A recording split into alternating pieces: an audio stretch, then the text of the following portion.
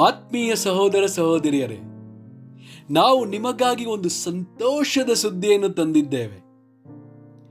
ಜನವರಿ 1ರಿಂದ 2025 ಸಂಪೂರ್ಣ ವರ್ಷಕ್ಕೆ 365 ಟಾಪಿಕ್ಸ್ಗಳನ್ನು ಹಂಚಿಕೊಳ್ಳುತ್ತೇವೆ. ಪ್ರತಿದಿನ ಒಂದು ಟಾಪಿಕ್ ಮತ್ತು ಅದಕ್ಕೆ ಸಂಬಂಧಿಸಿದ ವಚನಗಳನ್ನು ಹಂಚಿಕೊಳ್ಳುತ್ತೇವೆ. ಇದನ್ನು ಕೇಳಿ ಧ್ಯಾನಿಸಿ ಆಶೀರ್ವಾದ ಹೊಂದಬೇಕೆಂದು ಪ್ರೋತ್ಸಾಹಿಸುತ್ತೇನೆ. ದಯವಿಟ್ಟು ಸಬ್ಸ್ಕ್ರೈಬ್ ಮಾಡಿ ನಿಮ್ಮ ಸ್ನೇಹಿತರೊಂದಿಗೆ ಹಂಚಿಕೊಳ್ಳಿ.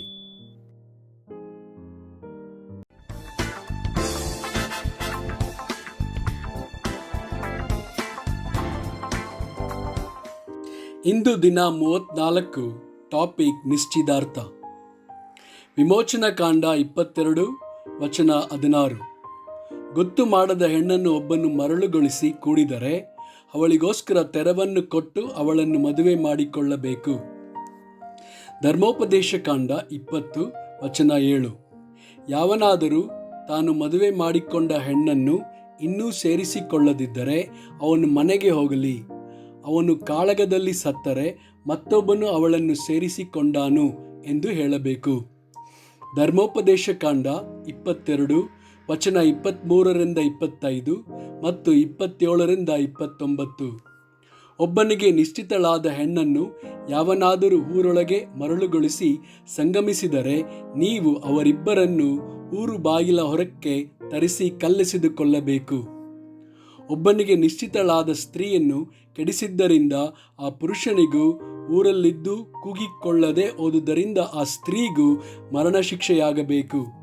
ಹೀಗೆ ನೀವು ಆ ದುಷ್ಟತ್ವವನ್ನು ನಿಮ್ಮ ಮಧ್ಯದಿಂದ ತೆಗೆದುಹಾಕಬೇಕು. ಆದರೆ ಆ ಪುರುಷನು ನಿಶ್ಚಿತಳಾದ ಆ ಸ್ತ್ರೀಯನ್ನು ಅಡವಿಯಲ್ಲಿ ಬಲಾತ್ಕಾರದಿಂದ ಸಂಗಮಿಸಿದ್ದರೆ ಪುರುಷನಿಗೆ ಮಾತ್ರ ಮರಣಶಿಕ್ಷೆಯಾಗಬೇಕು. ಆ ಸ್ತ್ರೀಯು ಅಡವಿಯಲ್ಲೇ ಅವನ ಕೈಗೆ ಸಿಕ್ಕಿದ್ದರಿಂದ ಅವಳು ಕೂಗಿಕೊಂಡರೂ ತಪ್ಪಿಸುವವರು ಇರಲಿಲ್ಲ.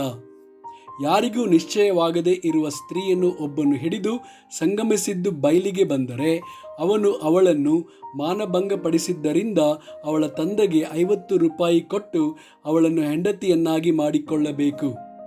ಅವನು ಬದುಕುವ ತನಕ ಅವಳನ್ನು ಪರಿತ್ಯಾಗ ಮಾಡುವುದಕ್ಕೆ ಅವನಿಗೆ ಅಧಿಕಾರವಿರುವುದಿಲ್ಲ. ಲೂಕ 1 ವಚನ 26ರಿಂದ 27. 6ನೆಯ ತಿಂಗಳಲ್ಲಿ ದೇವರು ಗಬ್ರಿಯೇಲನೆಂಬ ತನ್ನ ದೂತನನ್ನು ಗಲಿಲಾಯ ಸೀಮೆಯ ನಜರೇತೆಂಬ ಊರಿಗೆ ಒಬ್ಬ ಕನ್ಯೆಯ ಬಳಿಗೆ ಕಳುಹಿಸಿದನು. ಆ ಕನ್ಯೆಯ ಹೆಸರು ಮರಿಯಳು. ಆಕೆಯು ದಾವಿದನ ಮನೆತನದ ಯೋಸೇಫನೆಂಬ ಪುರುಷನಿಗೆ ನಿಶ್ಚಿತಾರ್ಥವಾಗಿದ್ದಳು. ಮತ್ತಾಯ 1 ವಚನ 18ರಿಂದ 19. ಯೇಸು ಕ್ರಿಸ್ತನ ಜನನವು ಹೇಗಾಯಿತೆಂದರೆ ಆತನ ತಾಯಿಯಾದ ಮರಿಯಳನ್ನು ಯೋಸೇಫನಿಗೆ ನಿಶ್ಚಯ ಮಾಡಿರಲಾಗಿ ಅವರು ಕೂಡುವುದಕ್ಕಿಂತ ಮುಂಚೆ ಆಕೆಯು ಪವಿತ್ರಾತ್ಮನಿಂದ ಬಸುರಾಗಿದ್ದದ್ದು ತಿಳಿದು ಬಂತು. ಆದರೆ ಆಕೆಯ ಗಂಡನಾದ ಯೋಸೇಫನು ಸಜ್ಜನನಾಗಿದ್ದು ಆಕೆಯನ್ನು ಬಯಲಿಗೆ ತರುವುದಕ್ಕೆ ಮನಸ್ಸಿಲ್ಲದೆ ಯಾರಿಗೂ ತಿಳಿಯದಂತೆ ಆಕೆಯನ್ನು ಬಿಟ್ಟು ಬಿಡಬೇಕೆಂದಿದ್ದನು. ಆಮೆನ್.